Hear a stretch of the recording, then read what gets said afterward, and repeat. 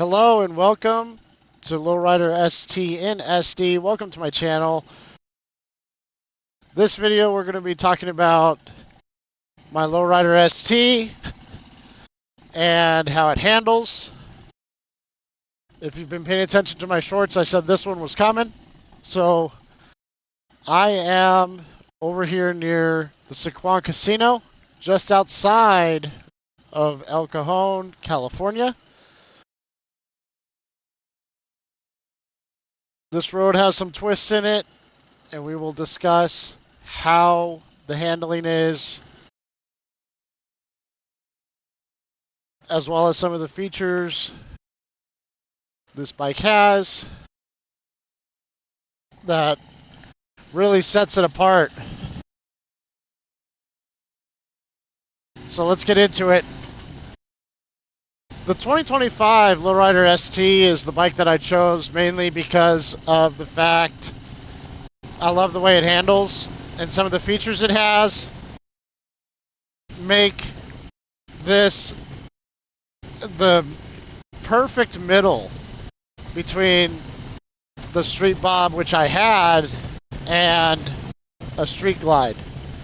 So I do have cruise control, traction control. It also has the drive modes where you have, your highway mode, sport mode, which increases the throttle response, as well as wet and rain conditions where it really dims down the throttle as far as the snappiness of the throttle is concerned.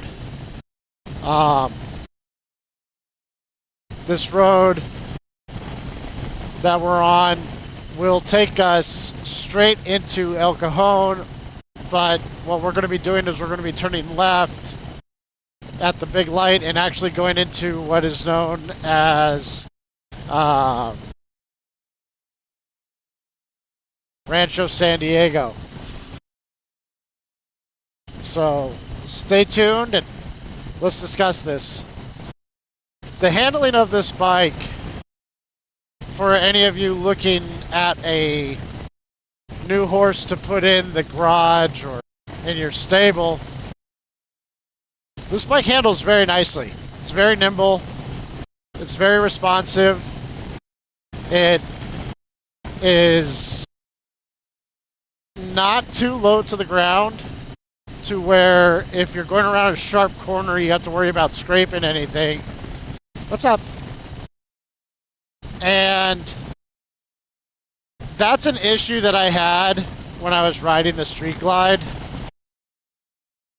Besides my feet not fitting fully onto the floorboards because of how wide the seat is, I stand about 5'10", 5'11" on a good day.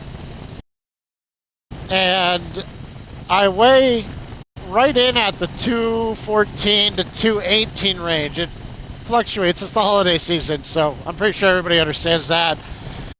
I'm a fat ass at heart. I eat. It makes me feel good. So the acceleration on this bike is very nice. It's not too overpowering, but in no way, shape, or form is it slow. The fairing does a lot of really good wind deflection. I do like this fairing more than I did on the Street Glide, and I think it's mostly because of the fact that you have a really tall windscreen compared to the Street Glide. It really does a good job on kicking the air up. Like, I can put my hand right here and I can barely feel any of the air coming by. And if I put it up here, I can feel a little bit of air. So there might be a little bit of buffeting. On the Street Glide, I noticed that if I had my hand here, it was just shaking uncontrollably because of the wind coming over the windscreen. All this can be changed, but if you're looking for a bike to add and you're looking for something that's a good mix in between a softail and a bagger, this would probably be a good bike to check out. I do wish Harley had made these saddlebags a top load, like they did on the Street Glide and the Road Glide, it would have added a little bit more storage capacity, in my opinion, as opposed to the folding out from the side.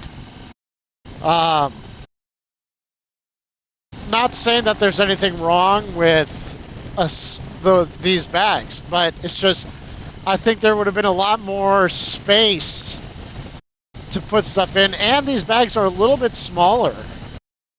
I think they could have gone a little bit bigger on the bags, maybe, an inch or two lower to add more storage. You could carry tools, a jacket, a shirt, whatever it is that you need to carry with you for, maybe a day or two trip.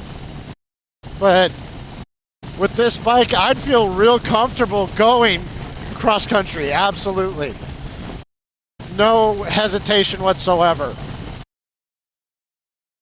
The handlebar setup on this, I really like it. I think that it sits me up just enough to where I'm not hunched forward, but I'm also not sitting all the way back. I like to be engaged with the bike. I like to be feeling that, hey, this is something I'm controlling. I found that if I'm too far back, I'm too relaxed, that does interfere with the ability to make sharp turns. So I like to be engaged. As far as the turning goes, you could really set this bike low.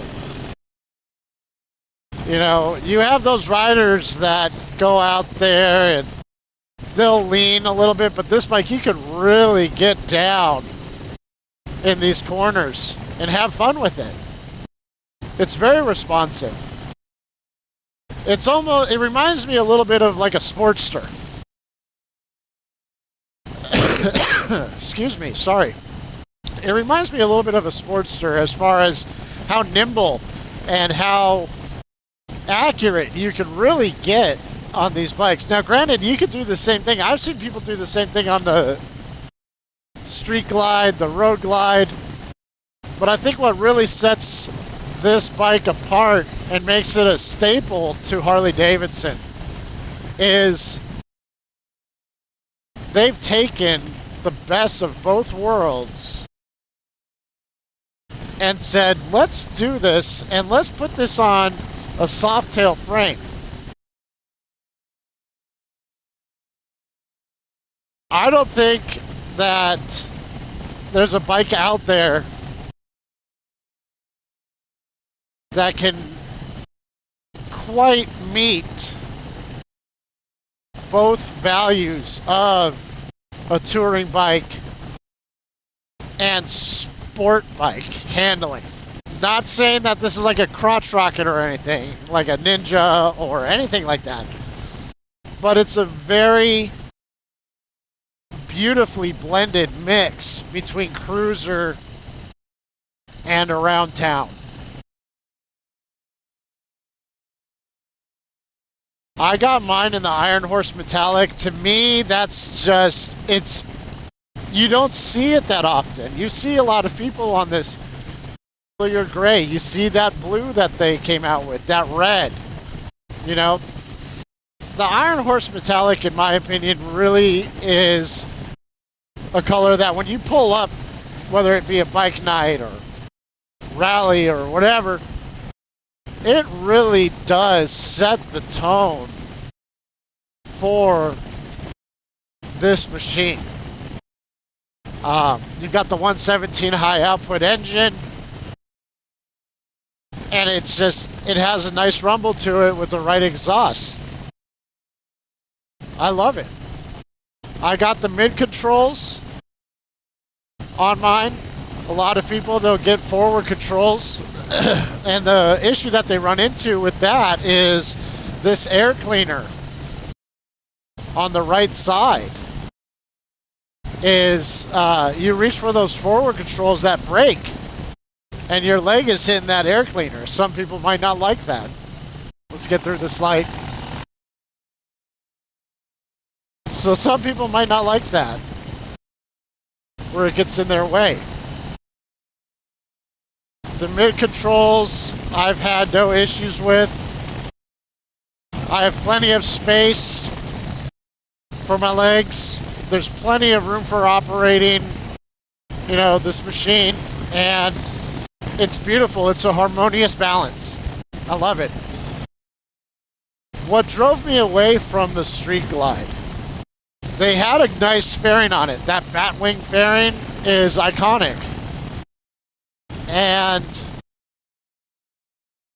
I got some buffeting off of it, honestly. Maybe it's just me, but like I said, I stand 5'10", 5'11" on a good day. And the fairing was shorter, so I was getting a lot of buffeting off of it. As far as the operating of the controls, the hand controls no issue, but getting my feet to operate the brake, the shifter, I found myself really spaced out as far as my stance goes when I was sitting. So my feet were barely hanging on to the floorboards. And that was a big issue because for me, I think practicality. I want to know that if I reach for that foot brake, that it's right there. And I want to know that when I go to shift, my shifter is right there. With my feet at the edge of the floorboards, I had to scoot them in to engage the shifter, as well as the brake. And that is, in my opinion, not ideal for me. I want to be able to operate those, especially in cases where, oh, I have to hit the brakes really hard, or I need to quickly shift to pass somebody, or I need to downshift really quick to, you know, slow down. That's my personal opinion. Ooh, it's warm. It's almost Christmas and it's 83 degrees. But we get riding weather about 330 to 345 days out of a 365-day year. I have found that leap years here in California, we do get a few extra days of rain. I don't know, it's just weird. But I hope you guys have enjoyed this little talk about my opinion on the Lowrider ST. What I like, what I don't like, what I think Harley should do for the future. And just talking about this bike in general. Quick recap on that in case you guys missed it. What I think Harley should do is go from the side load bags to a top load bag. Maybe make these bags a little bit bigger. I think that if they made these bags a little bit bigger, you could store more. Like, you could easily store toolkits and stuff, but if you're going to be doing a couple days on the road, probably upgrade these. I think everything else can be kept the same. Maybe raise the bars an inch or two more. That way people are sitting a little bit more upright, but not sitting all the way back. It'll still keep them engaged with the bike,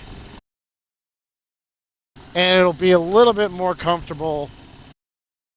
But like I said, this is my personal opinion. Everybody has their own. But for the time being, this is Lowrider ST in SD. And I will catch you guys out here on the road. If you haven't already, subscribe, follow, maybe click that little bell so that you get notifications about these new video drops. This is a new channel, and San Diego is an amazing place to ride. Rich in the bike culture. A lot of clubs out here. It's a great community. Other than that, I hope everybody has a great day. If you're out riding, stay safe. If you see me out here, give me a wave. Give me a 2 down. Whatever it is that you do. And I will catch you guys later. Happy holidays, y'all. Ride safe.